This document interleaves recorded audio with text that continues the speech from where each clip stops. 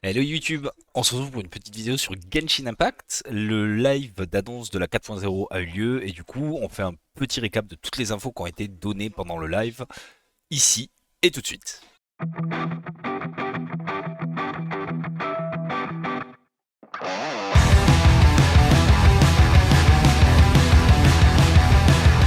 Tout d'abord, il est à noter qu'il y a eu 3 codes pour des primogèmes pendant le live que je vous mettrai dans la description de la vidéo. Ça vous rapportera au total 300 primos. C'est toujours bon à prendre dans la mesure où il y a des nouveaux personnages et des bannières qui vont arriver très bientôt. La première chose qu'on va aborder, ça sera l'accès à la région. Et oui, c'est la base. Pour rentrer, il faudra bien avoir un moyen d'accéder à Fontaine. Du coup, deux cas de figure, soit vous allez avoir terminé toute la quête d'histoire et vous aurez fini notamment les quêtes d'Archon de Sumeru, auquel cas vous n'aurez qu'à suivre la quête d'Archon nouvellement arrivée et elle vous mènera automatiquement à Fontaine. Pour les joueurs qui n'en sont pas aussi loin, qui n'ont pas encore terminé la quête de Sumeru, vous aurez automatiquement un point de téléportation qui sera débloqué à l'entrée de Fontaine et qui vous permettra d'accéder directement à la nouvelle région.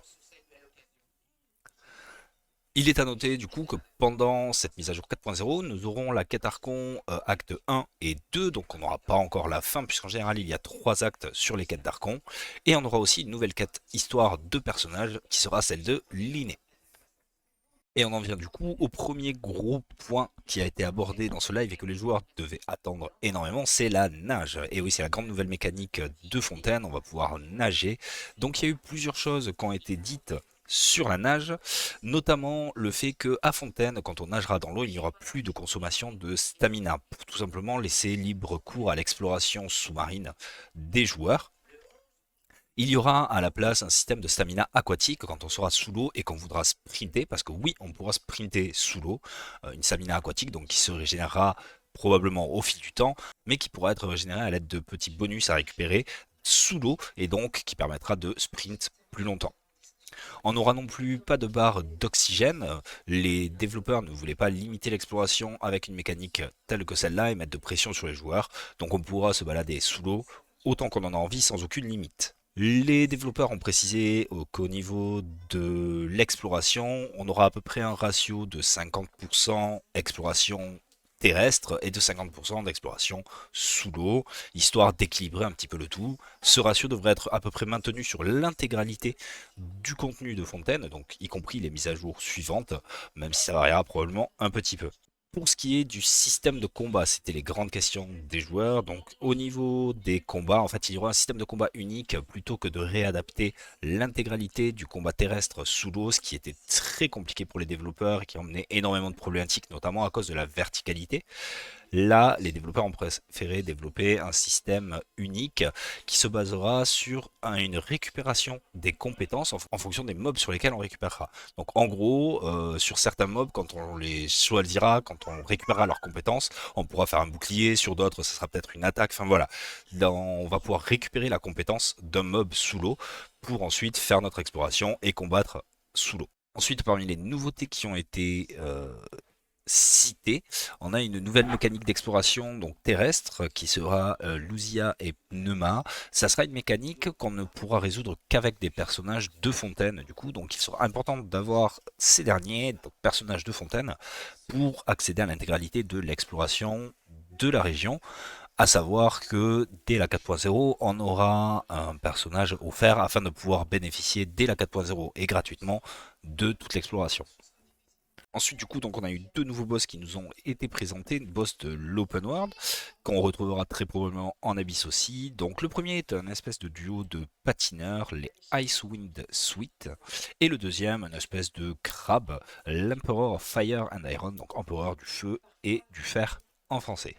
On a aussi eu quelques petites informations de lore et de design, donc sur différents endroits qu'on va croiser, différents monstres, notamment le fait que Fontaine soit très avancé en termes technologiques, et du coup qu'il y a donc des robots qui sont voués à certaines tâches, exploration, protection, et en fonction du design qu'ils ont Donc ensuite, on a eu quelques infos sur les nouveaux personnages qui vont arriver en 4.0. On a pu avoir des petites démos de leur kit, donc de Linné, Linette et Fréminé.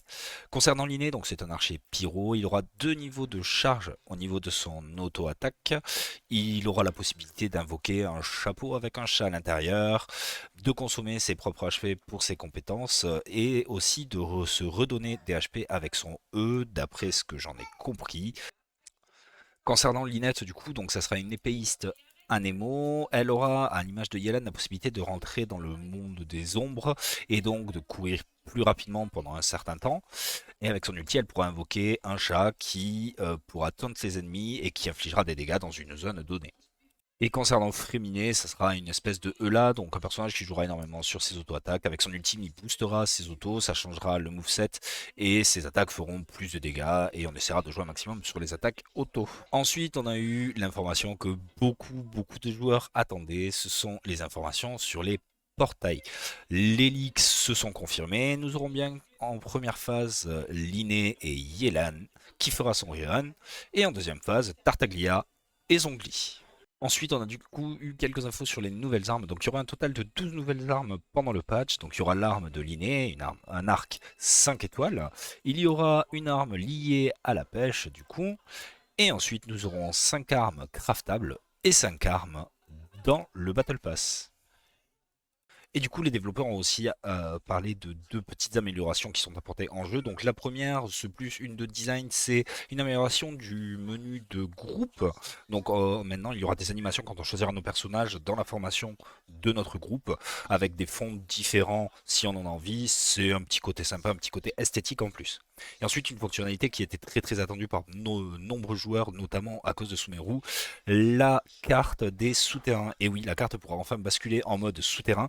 Donc ça sera valable dans tout Fontaine, mais ça sera aussi valable dans l'intégralité du contenu du jeu, donc à Sumeru et ainsi de suite. On pourra voir tous les différents niveaux souterrains, histoire de pouvoir explorer beaucoup plus facilement. Ça devrait changer la vie à de nombreux joueurs qui font de l'exploration, notamment à Sumeru où il y a énormément de souterrains. Et pour finir tout ça, on a eu des infos sur les événements du patch. C'est pas parce que c'est la 4.0 et qu'il y a une nouvelle région qu'on n'aura pas d'événements pour autant. On aura donc 4 événements qui auront pour vocation de nous faire découvrir les nouvelles mécaniques et les nouveautés associées à la nouvelle région. Donc le premier événement, l'événement principal, sera un événement où on aura plusieurs petits jeux. Donc déjà la première chose à noter, c'est qu'on aura un Bennett offert, ce qui est une très bonne chose pour les nouveaux joueurs, pour les gens recherchant des constellations du personnage. C'est vraiment un des meilleurs personnages du jeu, donc très bonne chose que le personnage soit offert dans un event. Ensuite, on aura plusieurs mini-jeux, un parcours sous-marin, donc qui demandera de passer par des portails qui nous feront accélérer et de faire des petits parcours, un événement de combat pour nous faire découvrir un petit peu les nouvelles mécaniques avec les nouveaux monstres de Fontaine, et ensuite un petit événement musical pour le côté un peu fun. Le deuxième événement, ça sera un événement de collecte de matériaux, histoire de nous faire découvrir un petit peu la faune et la flore de Fontaine. Troisième événement, il faudra prendre en photo la faune fontainoise, histoire de découvrir un peu le design de la nouvelle région. Et le quatrième événement sera un événement de combat dans lequel on aura des mécaniques spéciales qui seront rajoutées. Bref, ce sera un événement de combat assez classique. Et voilà, c'est tout pour ce récap. J'espère que toutes les infos que vous aurez ici vous serviront à bien anticiper l'arrivée. En tout cas, moi je suis hyper hype pour la nouvelle région. Ça sort donc le 16 août.